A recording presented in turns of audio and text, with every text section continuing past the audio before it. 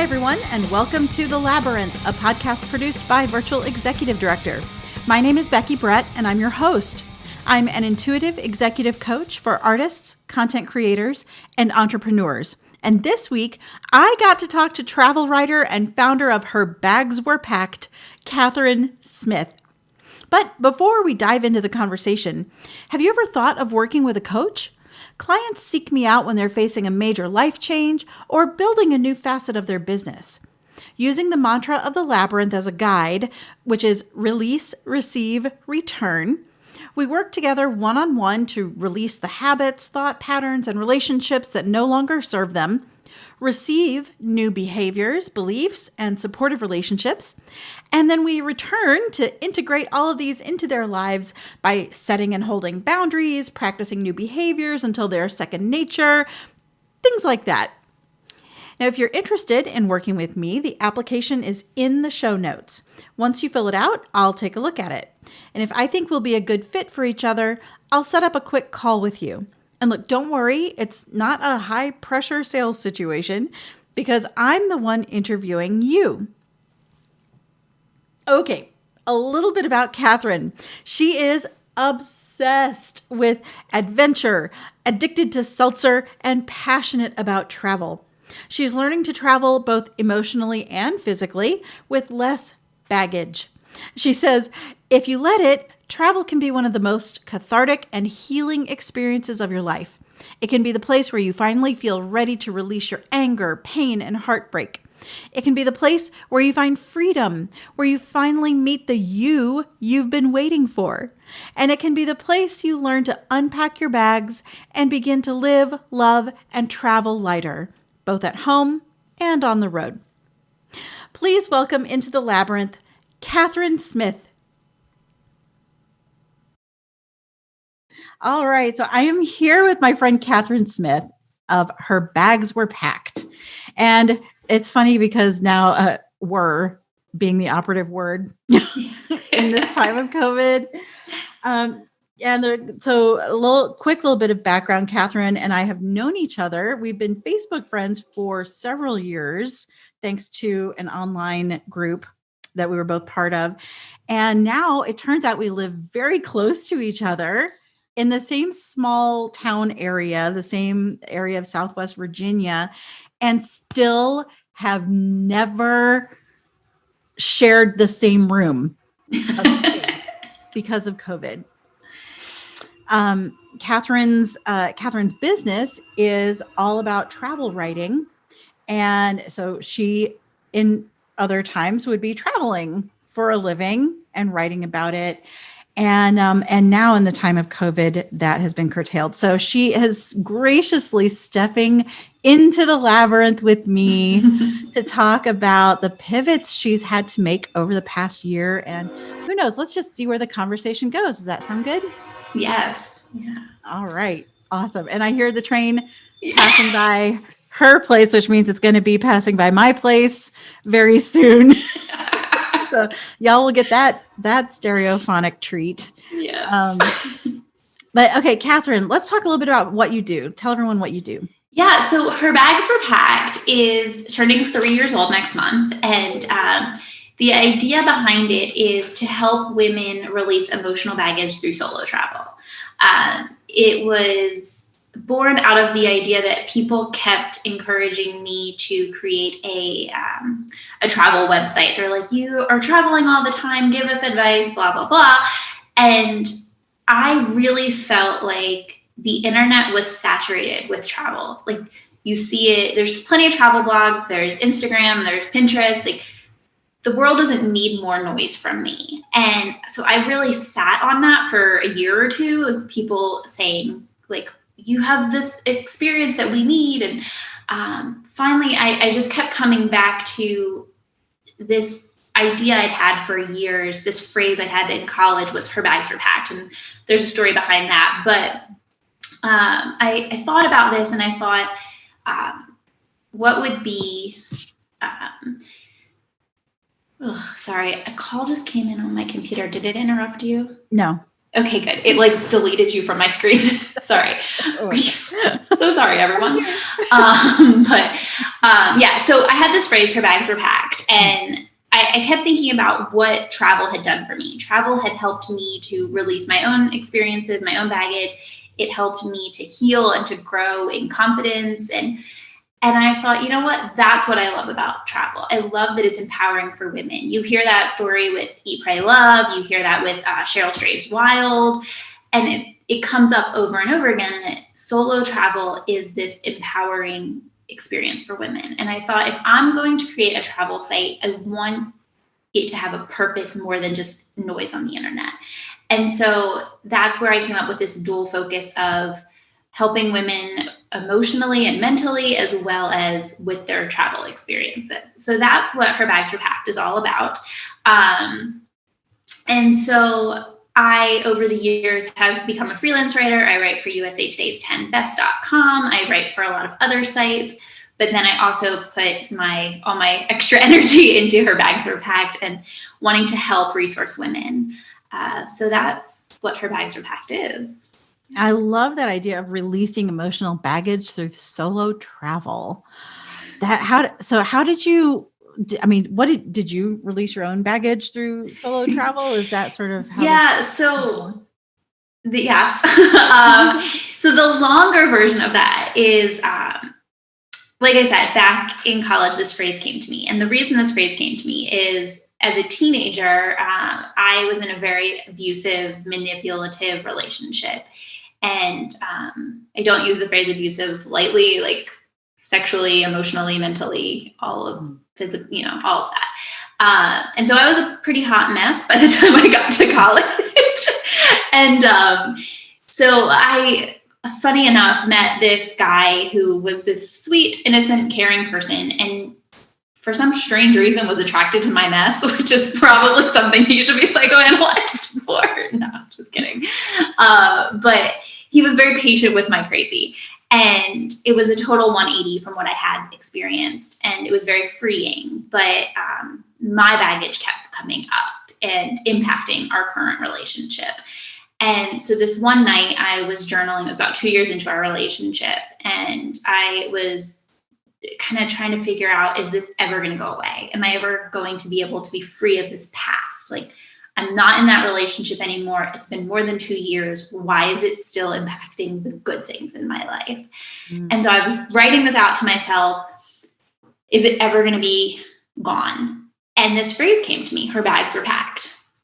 And I really felt like it was this promise from God or the universe, whatever people are comfortable with, where I really felt like it was this promise that in the future, it was going to be gone. And it felt like not just, yes, it will be gone, but it felt like a title. Like I felt like I'm going to write a book one day when I'm finally through all this stuff. I'm going to write a book about my experiences. And that was this thing that I maybe told my mom and like 2 other people. Like it was just this thing that I held on to. And so it was all those years later, I think it was 8 or 9 years after the fact, that when I came up with this idea of starting a solo travel site, I came back to that phrase and thought, this makes sense. These 2 things, my love of travel and this, they come together, because the truth is that a year after that phrase came to me, my relationship ended, not because we didn't care about each other, but because we felt like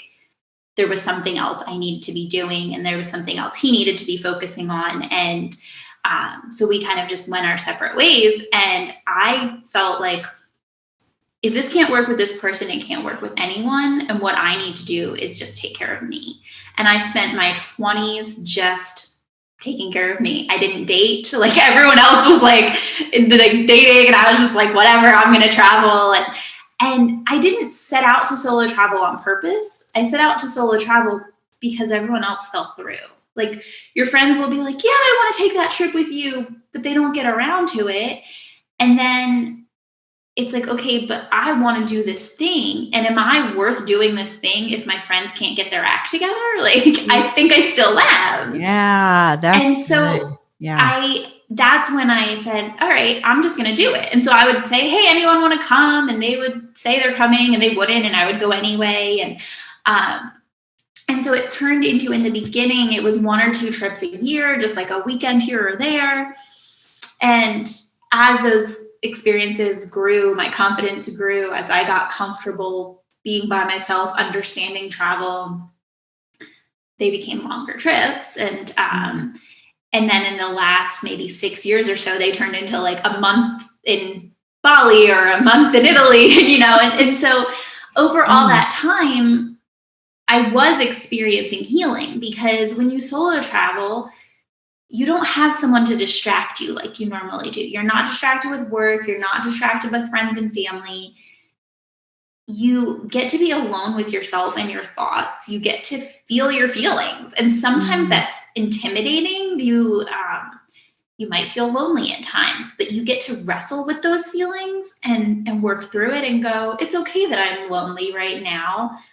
That doesn't make me less of a person. That just makes me human. And you work through that. And, things that maybe you used to feel dependent on someone else to help you through, when you're by yourself, you have to wrestle with, I have to solve this problem myself. Maybe it's figuring out transportation. Maybe it's deciding where you want to eat because you always let the other person you're with decide where to eat. Like, all those things empower you to believe in yourself and move forward. And so that is what my experience was in my 20s, especially, and early 30s, of just getting to that place of freedom and trusting myself. And that was the experience I had that I then wanted to encourage other women to give a shot to. So that's, yeah. Oh, that is phenomenal. So what would you say are like the top 3 to 5, things, hangups, emotions, pieces of baggage people release when they travel alone?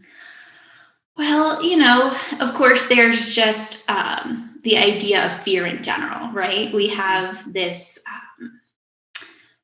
whether it's fear of being alone, whether it's like, I don't know how many people ask the question, what if I don't like myself when I'm alone with myself? Like that idea of just fear of knowing you, which is a whole nother conversation, the answer to that question. But so fear in general, there's,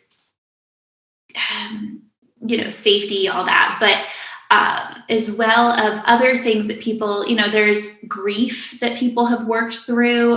There's one woman, I have her interview on my site, where she lost her husband to a brain tumor. And so her mom couldn't handle watching her daughter in grief. Like, she moved in with her mom after the fact, and her mom was supportive, but couldn't handle seeing the pain. And she saw that in her mom, and she decided to hit the road. And she was just like, I'm going to take myself out. And she's like, in the day I would be in tour groups, and at night I would just cry. And that was okay, because it let me work through that. So that was a grief thing that worked for her.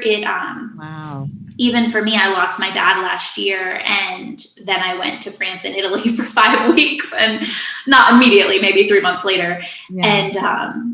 And for me too, I experienced that. It doesn't magically make it go away, but what it does is, people are like, oh, are you running away from your problems?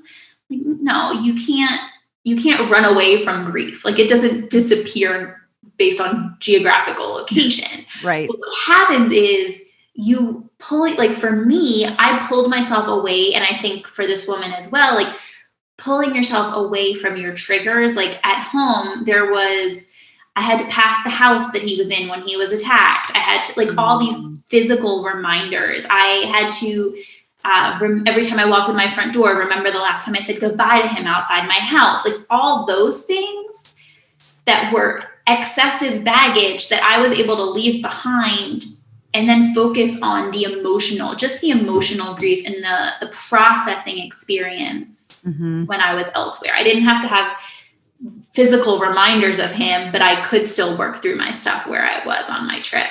So those are some different, for sure, things. Yeah. I think I've also heard of people even working through like eating disorders when they travel, because that idea of like allowing yourself to feel pleasure again and really engage with good food and things like that, whether that's going on like going and volunteering on a farm where you're engaging like farm to table, or whether it's going to Italy and saying, I'm going to treat myself here, like, and I know those things are very complicated topics, but I just know those have been pieces of people's stories. Yeah. Yeah. Well, so, okay, now here we are recording this in October of 2020, the longest decade ever. And we are travel restricted. So how's that working out for you? Yeah. So this is what's been crazy. 2019. Wait, just one thing? Yeah. Well, we'll get into that. Yeah. It's been very complicated. What's crazy to me is 2019 was a really, really rough year for me. So 2020 was supposed to be the turnaround. It started with like a crazy mold situation in my house that like there was this leak, blah, blah, blah. I was getting sick. No one knew what was happening, whatever. So there was that. Then my dad was killed in a homicide that has gone solved, but not prosecuted because whatever. It is what it is. It's fine. But so there was that. And then, and we didn't have a great relationship to begin with. So there was all the mess with that. And then, so all those things compounded. Then I went to France and Italy, and I was there for a work trip. I was invited to Champagne, which was amazing. Oh, wow. I had agreed to it before everything happened with my dad. And so I'm like, yeah, I'm still going to go. And so you figure I kind of didn't, my dad died in June. I really didn't work over the summer. I tried, but nothing was going to be accomplished. So I didn't work. I paid for a funeral, blah, blah, blah. I now go to France, and I went a week early hoping to just decompress before the press trip started. And 5 days in, I flipped a bike and broke my hand and my wrist. Oh my gosh. So now I have a month where I'm like lugging a suitcase around Europe with my right hand broken, and I'm still supposed to be working while I'm gone. And now I can't write or type, and that whole thing. So then I come home, and I'm already now 3 or 4 months behind on work because of my dad. Now I can't work because of my, so it just all kept compounding. I decided to move out of my apartment. I just decided no one, like the leaks and things weren't getting resolved. And I just said, I'm leaving. Like I don't have a place I'm going. I'll figure it out. I ended up renting like a little beach house in southern New Jersey for the winter that I thought, okay, well, this will be, I could never afford this in the summer, but I will just give myself this restful place for the winter. Yeah. So that like 2019 was just a mess. I didn't get much accomplished for myself and with Her Bags Were Packed. I didn't get much accomplished with writing gigs for freelance and all that. Meanwhile, I'd taken press trips, which you owe stories to people, and I couldn't write because of all the issues. So I was really behind, and all of that was building on me. In January, I set a plan. I'm like, all right, here's how I'm going to accomplish everything in 2020. Because 2020 is my year. Yes. Oh, the optimism of January. Yes. Meanwhile, on a totally crazy other realm that this all comes together, so I'm sorry that it seems like a crazy web. That's okay. But in this other crazy, weird scenario, something had happened when I came home from France and Italy that I could not shake. This being drawn to have conversations with that guy from 12 years earlier in college. Didn't know what to do with that because we hadn't really kept in touch. Maybe a couple times a year we'd send a Facebook message. We weren't even Facebook friends. Like it was just a message here and there. And I really felt like I want to be able to communicate with this person, but I was terrified because I didn't want to want him to want to have a conversation, to want to be friends, to want to rely on him in any manner. I have spent 12 years building my independence and being like the strong, independent woman, and I'm safe in my box, right? So by December, we were somehow messaging every day. And I realized that I was avoiding going on dates. Like, I would not go on messaging, like the dating apps and things, because I'd rather be like texting with this guy that I dated 12 years earlier or broke up with 12 years earlier, dated 15 years ago. And so it was really bizarre, which all built into, on New Year's Day, a conversation with my mother where we were taking a walk on the beach, and she said to me, "It's so wild, all the things you've accomplished in this decade. Like, it was the start of a new decade." And she's like, "You've built this website, you've changed careers, you blah, blah, blah." And I said, "Yeah. But what's really weird is the things that haven't changed. The fact that after all this time and all these experiences, that for some reason my heart is still in this weird place with this guy. And I don't know what to do about that." And as weird scenarios would have it, a really good friend's husband passed away in North Carolina at the beginning of January. And I decided to drive to North Carolina to come to the funeral. And it just so happens that this lovely little town that we all live in now, spoiler alert, is right off the highway that I was going to be driving down. And so I said, "Do you want to have lunch with me?"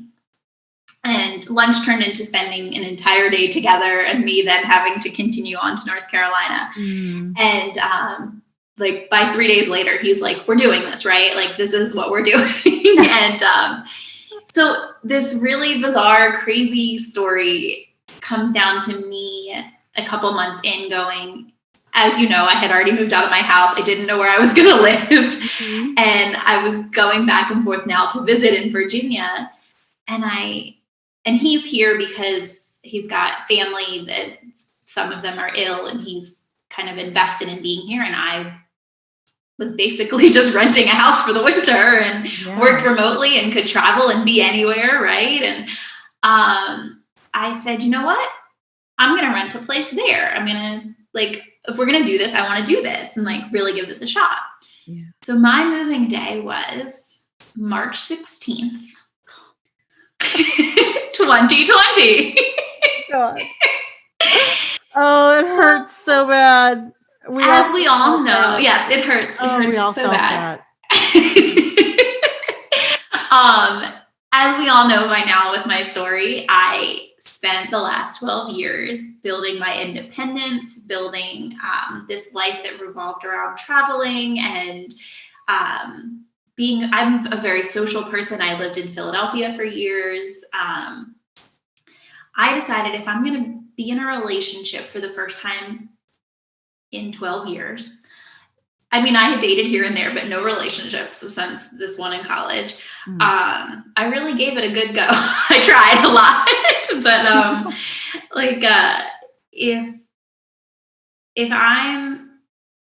if I'm going to do this, then I need to make sure that I'm going to keep my independence in some way. I'm going to have my own house.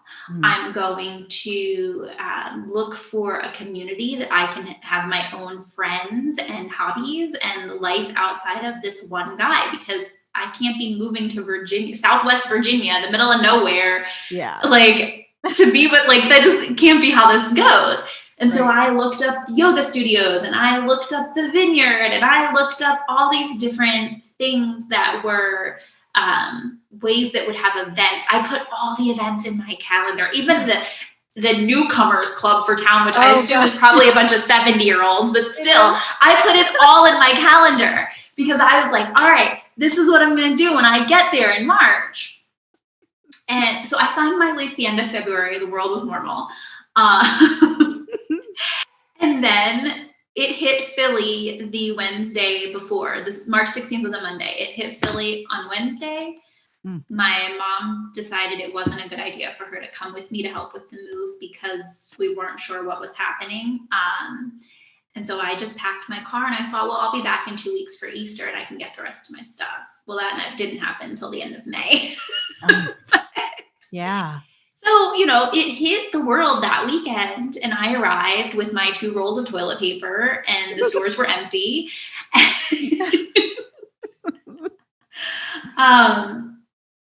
So really, when you said this idea of releasing, it's like, I showed up here with this plan and I was going to take this risk on this relationship, but I wasn't going to give up me. I was going to do this relationship, but I was still going to be me. I was going to keep myself safe. And I had this plan for how I was going to get myself back on track with my career because 2019 blew everything up. And so then COVID hit. And all of a sudden I'm getting emails from editors saying, hey, just so you know, we're on a freeze and we can't publish anything. And that included articles I'd already turned in and done so all these people who I went on press trips for last year who were expecting publicity, they're not getting their stories. The work I've already done isn't getting published. It just was stockpiling going, oh my gosh, what have I done? And trips I had planned, I was scheduled to be on future trips, they got canceled. And all the events that I had put in my calendar locally to meet people, those were canceled, and rightfully so. I'm not complaining that anyone did that.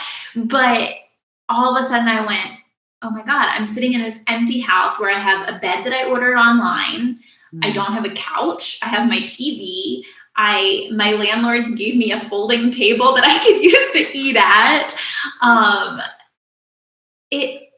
It was just this feeling of emptiness literally in my house, and then my schedule and all of that. And it was a lot because all of a sudden I had one person. I went from family and friends and all of it in Philly to having one person here who could be my support network, quote unquote. And that was a lot for the transition for all of us, because it's a lot for him to adjust to having me here. It's a lot for me to adjust to having only this one person. And it was about, I would say, end of April, early May, when I kind of had a little bit of a breakdown. I think that was right on schedule. Yeah. Yeah, I think by early May, we all lost it. Yeah, for sure. And again, I didn't have, I had even planned to go to the thrift stores and look for cute furniture, stick in a budget, have fun, quirky things, but I couldn't do that. And I realized, because I had this kind of meltdown and it was a little bit of a tension.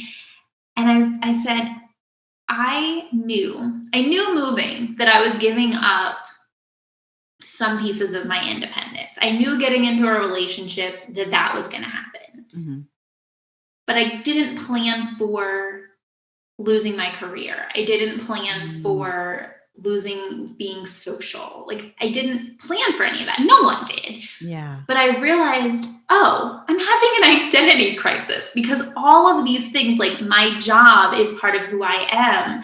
My travel is my freedom. My friendships and social life is part of my independence and just happiness. And all of that, and the idea of needing or whatever you want to, just there's a healthy codependency as well, in relationships, and getting used to that again it was just so much change at one time that I just lost. I was this is my identity crisis. Yeah. And as soon as I identified it, I felt 1,000 times better. It didn't fix anything, but when I knew what the problem was. You could be a little bit more objective, right? You could get a little bit of distance from it. Yes. Yeah, when you can kind of hold it in front of you and look at it, place a label on it, it's a little bit easier. Like you said, it doesn't really fix anything, but at least it makes it almost manageable. Right, because you identify it. Yeah. Yeah. And you can go, okay, I see this, and this isn't going to be permanent. Like, this is a shift, and this is why I feel like the ground has been ripped out from underneath me, because it has. Mm-hmm. And I will be able to overcome that. And so it was, okay, what can we do about this? Step one, like, he looked at me and goes, we're going to take a trip to your mom's in a couple weeks, and we're going to get your stuff. Because I think, like, if we get your stuff out of storage, you're going to feel a little better. I'm like, yes, that you're right. That, and like, that was huge, was like one actionable step that we could take. Like, and it also helped me to then connect. Like, I couldn't go see all my friends, but I could see my mom and my grandparents. Like, we did do that, like, because I had stuff at my grandparents in storage and I had stuff at my mom's in storage. So like, that's what we're doing. And so that helped, but also I had to, as we're promise I'm bringing it back.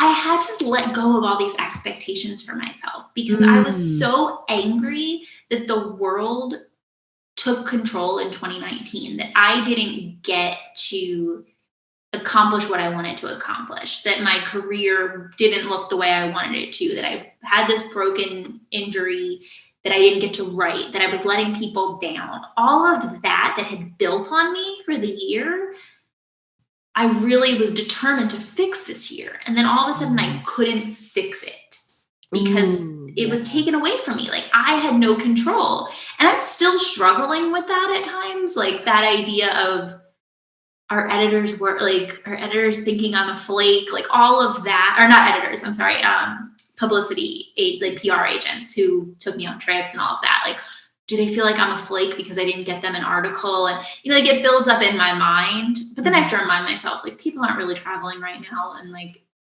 they don't need the publicity right now. That wouldn't be helping. Yeah. So I have to kind of work that through, but I hate the idea that I look negligent or whatever. But accepting that, but constantly readjusting with that and going, I'm feeling this pressure.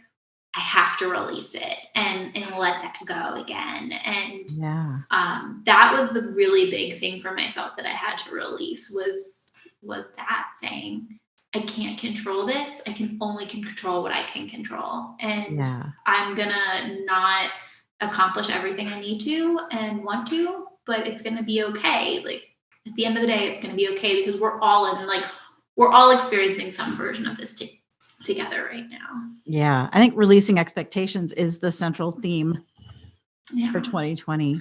And especially expectations of what we thought our lives should, in air quotes, be, all the things we should be doing, all the, I mean, even still, I think, there's still those expectations of, well, I didn't learn a foreign language in quarantine. Should have done that. Should have done this, and should have cleaned out my closets. Nope. Like, we should all over ourselves. And then we come out of this and we wonder why we're so depressed and anxious. And I think you've really nailed it. It's an identity crisis, that when we can't do our jobs, when we can't be the social people we are, when we can't, like, I'm a hugger. What the hell am I doing right now? You know what I mean? Yeah. Like the UPS guy comes to drop something off and I'm like hovering at the door like, hey. Oh my God, I know. I'm like out there like, thanks. He's like running down the driveway. Yeah, exactly. It's going to be one of these days, it's going to be super awkward, but I'm going to just run out the door and give him a big fat hug. My mailman, he's lucky he has to stay in his truck. So, okay, we've released a lot this year, and it sounds like what you've received in its place is maybe some level of acceptance, surrender. Are these? Yeah.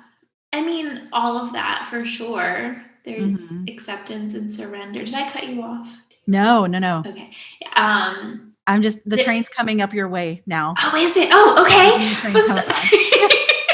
I love when they go back and forth. And there's no set schedule. They just come when they come. Yeah, they just do all the time. Yeah. It's like 2020. It just does what it wants. But no, like, yes, like receiving that idea of, I've realized this year I've realized how much anxiety I have. And I've realized that through the year, but I've also realized it through conversations with TJ, because he will be like, you've always been kind of anxious. And like, I have like looked back through old journals from college and I'm like, wow, I never realized the anxiety level I had, because that's just always been normal. But now that I can like look back at my past and then look at what's currently happening, I'm like, oh, I have a lot of anxiety. So receiving clarity on myself is a huge piece of that, but also recognizing that I have some level of an OCD that was identified by a therapist I've been talking to. I'm like, oh, great. Yeah, I'm like, that's fun. That's really fun. Thanks for that. And I had a post, I think yesterday on Instagram, where I talked about that 2020 has not been nice to those of us with control issues. You know, like, all of that. But I think also the like, on the personal level of what I received is realizing that also, because I have been independent and haven't had responsibilities that outside of me or like a significant other, that I've maybe turned myself a little bit into a workaholic, because I love what I do, but not having a very good balance of like cutting that off. And so with that being controlling and all of that, just looking at how I need to let go of some of that. And what's been so fascinating, I've thought about a lot lately, is this thing that I've received is this weird special time where like I get to just like invest in my relationship, this new thing, because like otherwise I would be even working more and I would be traveling 2 or 3 times a month. I wouldn't be here as much as I've been here. And even if the world hadn't shut down, I would be going to yoga classes and different events at the art museum or whatever else. And like, you know, people always joke that like they hate when their friends get into new relationships because they go into like the relationship bubble. And I didn't want to do that, but the world kind of forced that onto me. And it has been a blessing in some way, of this idea that like we get to just have fun together. Like I made this joke that like at one point halfway through the summer, like, oh, we haven't even gotten to like go on a date, like because you can't go anywhere. And he's like, what are you talking about? Like, I feel like every night's date night with you. Like I come over, we make dinner, we watch a movie, we do like. And I was just like, I would love to view my life through your eyes. Like, you don't have my anxiety. Like, you're just genuinely appreciating that we are having these experiences together. And that really has, I think, been helpful. And even, this might sound really awful, but God forbid it didn't work out, right? I was thinking about this and I thought, God forbid it doesn't work out. What else could I have done during this time but give it a shot? And then if it didn't work, I go, well, I tried, and I don't have to live with the what if anymore. Because I gave it like 100% shot. And like, I honestly don't think like, oh, it's not going to work out. But like, even at the end of the day, it's like, quarantine gave me that. Like I received this weird time where there was nothing else I was allowed to do but be in this relationship. So I did it. I think that gift that you've just identified, though, is something we've all received if we're willing to accept it. Like I know with my organization, with the Virginia Highlands Festival, in normal times, we would have been just going 1,000,000 miles an hour and not really, you know, sort of making little tweaks here and there to what we do, but not doing anything majorly different.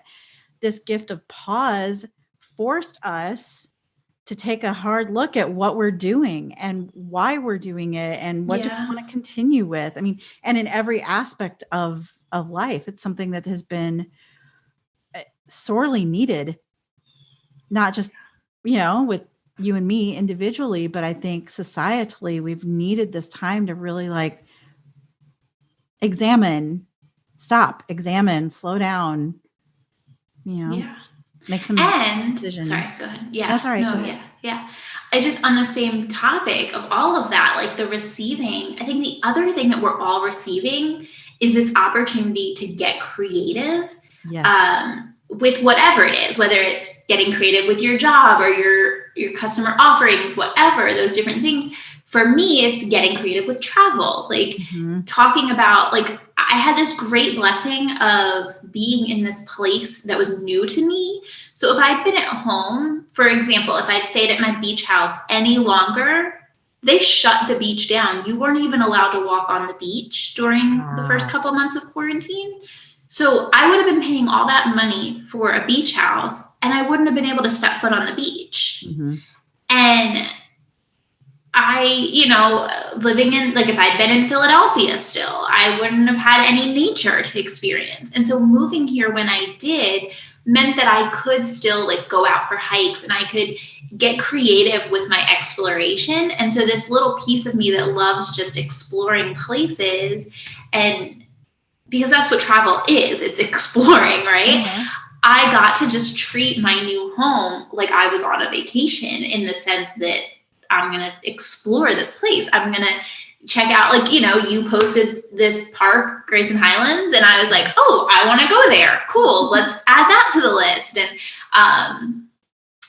the Creeper Trail and all these different things that I got the chance to be creative about, asking my neighbors, oh, where should I go? Okay, we'll go here. And I think everyone has had that in some version, that they exploring their local parks, exploring national parks that are near them. Just travel hasn't stopped. It's just shifted. People are camping now. They are buying RVs up like crazy.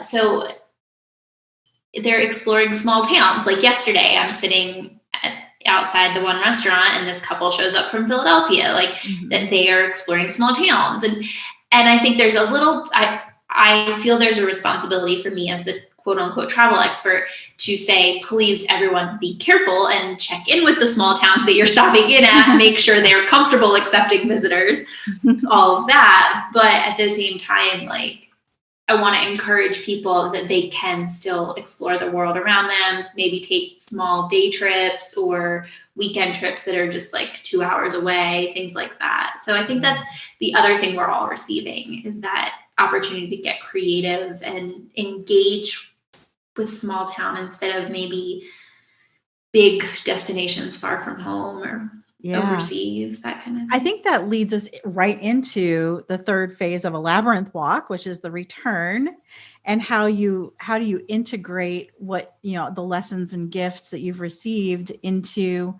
everyday life. So how have you been integrating? I mean, it sounds like treating where you live now as a travel destination is one way. How else have you kind of integrated the gifts of this time, the gifts of the pandemic, into your work and life? Yeah. So, there was this weird shift of no work for a couple months, and then there was this starting to get work again, and it just kind of like, part of it was making pivots of like freelance offerings to people, but also all of that. So whatever, it is what it is. But so some of it was a pivot, and some of it was, some places are taking publications and just taking that time to say, I'm going to focus on Her Bags Are Packed. So like one aspect of it is saying, you know what? At the beginning of the year, was playing around with the idea of writing less for freelance publications and saying, because long run, I want my career to be Her Bags Are Packed. I want that to be the focus of my energy. I don't want to build this big journalist writing for other people career. I want it to be helping people through Her Bags Are Packed. And so at the beginning of the year, I had said to myself, maybe I don't need to write as much for other people. Yes, I make money that way. Yes, that makes me established and considered an expert. But I don't know how much time I want to put into that. And so as I haven't been able to do that, it's been nice to reflect on that. And as I'm returning, going, I'm going to be more strategic about this. I'm not going to spend, there's a lot of time you spend pitching articles to people and that sort of thing that I'm like, yeah, if it's not quote unquote easy, I don't want to be like, because nothing's easy, but if it's not the best use of that energy, then I'm not going to do that. And that's part of that return and honoring myself. So yes, like looking at making her bags were packed a priority, which part of, I was telling you earlier is investing in like building my team so that I can grow it, and also getting creative, like we said, using home as a destination, and even just we had a family condo that my mom and my stepdad put an offer in February on a condo in Florida, and then everything happened. My mom's yet to get to go to her new condo. Oh my gosh. So we actually went 2 weeks ago. We drove down, and we're like, okay, you know what? Like, we're gonna bring our own groceries. We're not gonna interact with people. We're just gonna go to the beach and go to the house. And so again, just getting creative and using that time. I think returning as well to really refocusing on why am I doing what I'm doing, and how can I best connect with the people I want to connect with. Because, coming back to this whole labyrinth idea, like you go into it with a question, right? And you kind of ponder. If I feel like that's my understanding of it, is you kind of go in with this question, you ponder, you run into sort of dead ends, but like you turn around and you can always get your way there, right? Like everything is teaching you something, and that's life. And you make your way through it. You hit a wall and you go, okay, that wasn't it, but I learned something. I'm taking it with me. I'm going, and you continue on. And then you get there, I guess, to the center. My understanding is you get to the center, you receive this thing, and now you have to leave and go back into the world with what you've received. And so I think that is moving forward is this thing of, okay, I want to honor the time that I've received, the lessons I've learned during this time of checking in with my anxiety and my desire to control everything, and making sure that I'm setting those boundaries in my work-life balance, and all of those pieces I'm trying to hold on to and take them with me as I move forward. And then also just trying to plug back into what is that most important. Like I think you talked about in your transition episode, how you were like, how do I most plug into what I'm passionate about? How do I most plug into what I feel like I'm supposed to be offering people? And this piece feels a little bit complete now. And so we're transitioning here with this. And I feel in that same similar way, I want to take the clarity I've received from this time and hold on to it, and make sure I don't get distracted when, like, I got a text from an editor saying, hey, we think we're going to start taking work next month. And I'm like, great. Is that where I want to put that energy? Is that what I want to do?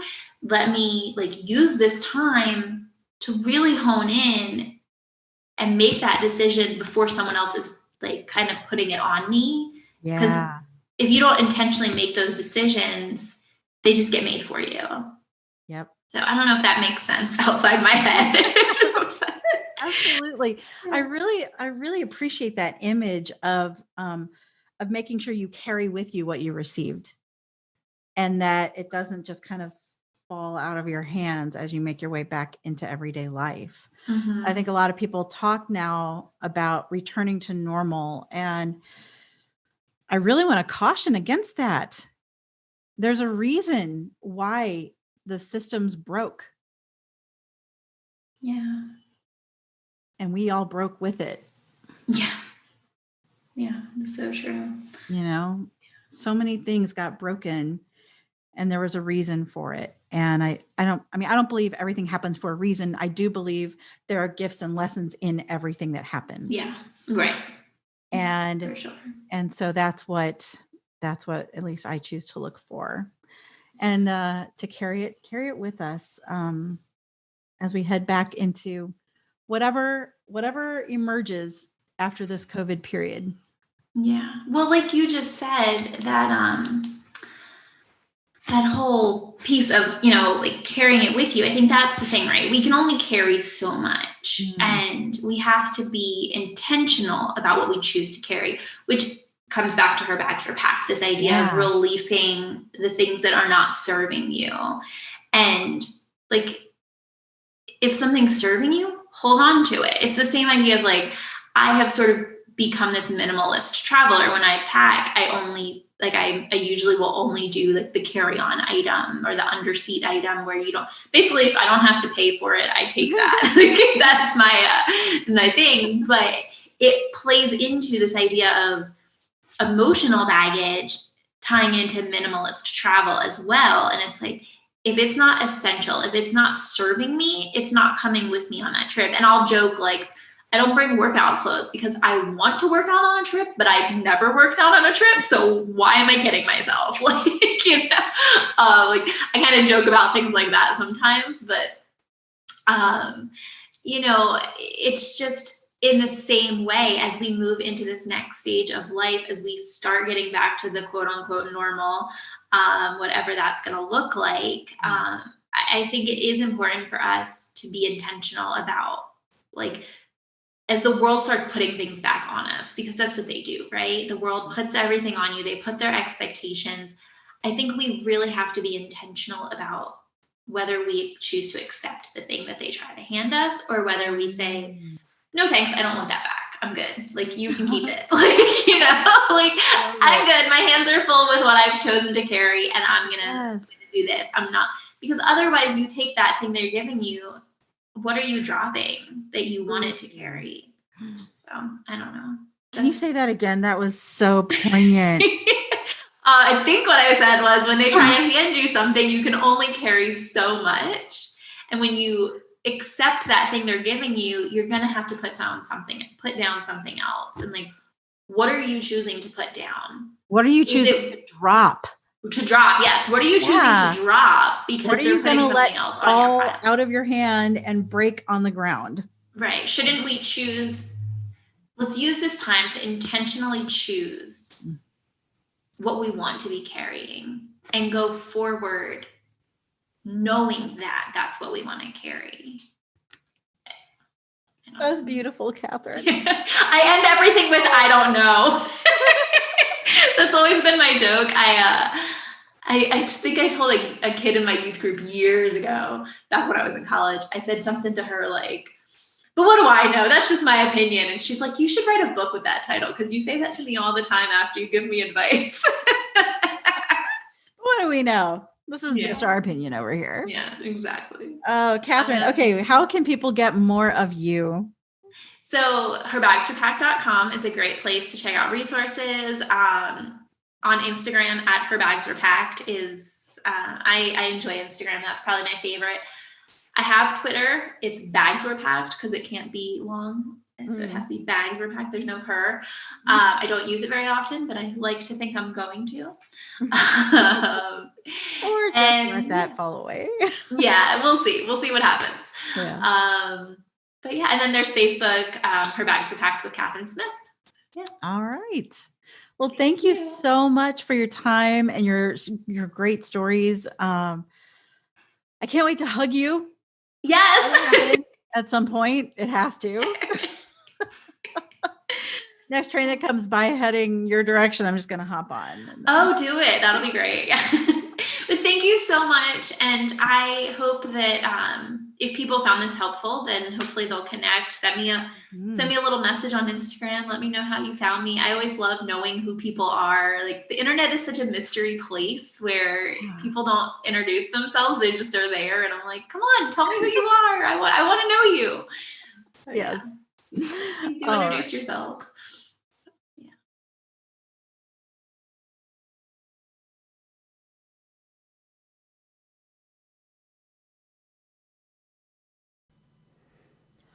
Thank you for listening, everybody. If you like this podcast, please be sure to subscribe, leave a review, and share it with a friend.